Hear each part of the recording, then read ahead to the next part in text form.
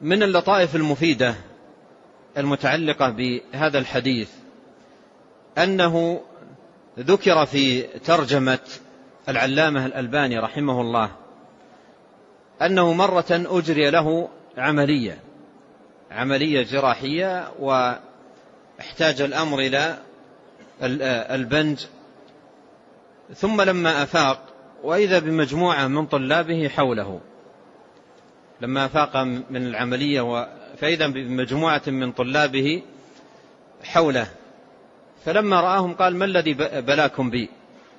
ما الذي بلاكم بي أو ابتلاكم بي؟ فقال أحدهم: الأرواح جنود مجندة. قال أحدهم: الأرواح جنود مجندة.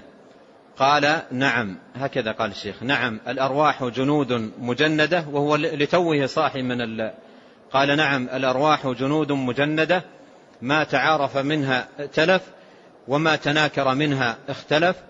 رواه البخاري عن عائشة معلقا، ورواه مسلم عن أبي هريرة موصولا.